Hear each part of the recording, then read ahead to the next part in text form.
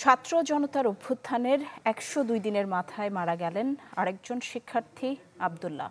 সকাল ১০টায় সম্মিলিত সামরিক হাসপাতালে চিকিৎসাধীন অবস্থায় শেষ নিঃশ্বাস ত্যাগ করেন তিনি।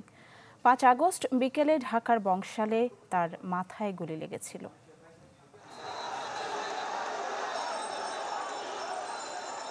৫ আগস্ট ছাত্র জনতার অভ্যুত্থানে আওয়ামী লীগ সরকার পতনের দিন বিকেলে রাজধানীর পুরান ঢাকার বংশালে গুলি লাগে শহীদ সোহরাওয়ার্দী কলেজের ছাত্র আব্দুল্লাহর মাথায়।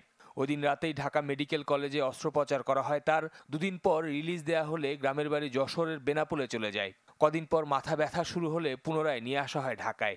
ভর্তি করা হয় সম্মিলিত সামরিক হাসপাতালে। চিকিৎসকরা জানান ওই ক্ষত থেকে মাথার ভেতর ইনফেকশন হয়, যার পরিণতিতে নতুন বাংলাদেশের ১২০ দিনের মাথায় বৃহস্পতিবার সকাল ১০টায় চিকিৎসাধীন অবস্থায় মারা যান আব্দুল্লাহ। বৃহস্পতিবার সন্ধ্যার পর কেন্দ্রীয় শহীদ মিনারে নিয়ে আসা হয় আব্দুল্লাহর মরদেহ জানাজার জন্য। স্মৃতিচারণ করেন তার বন্ধু ও সহযোদ্ধারা। আজ থেকে ১৫ দিন আগে আব্দুল্লাহ ভাইকে দেখতে গিয়েছি, ওনার মাঝে গেল, ওনার মাকে আমরা কথা দিয়েছি।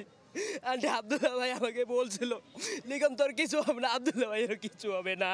আমরা শহীদের কফিন আজকে এই শপথটা নিতে চাই এবং শহীদের পরিবারকে আমরা আশা ব্যক্ত করতে চাই যে শহীদের যে খুনি রয়েছে তাদের হত্যার বিচার এবং তাদের দৃষ্টান্তমূলক বিচার এই বাংলাদেশে হবে। পর্যন্ত এই ফ্যাসিস্টের উৎখাত হচ্ছে, ততদিন পর্যন্ত এই যে আব্দুল্লাহ আজকে গাজী হিসাবে রয়েছে, আমরা ততদিন পর্যন্ত আমাদের এই যুদ্ধ চালিয়ে যাব। সন্তান হত্যার বিচার চান আব্দুল্লাহর মা। আগে সরকারের বিচার হোক, আর এই সরকার আমার যতটুকু দেখে আমি অতই খুশি। আমি যার জন্য জীবন আমার ছেলের হারাইছি, তার বিচার যেন উপযুক্ত বিচার হয়। পরে নৌবাহিনীর সদস্যদের তত্ত্বাবধানে মরদেহ দাফনের জন্য নিয়ে যাওয়া হয় আব্দুল্লাহর গ্রামের বাড়ি যশোরের বেনাপোলে। শফিকুল ইসলাম সবুজ, চ্যানেল 24, ঢাকা।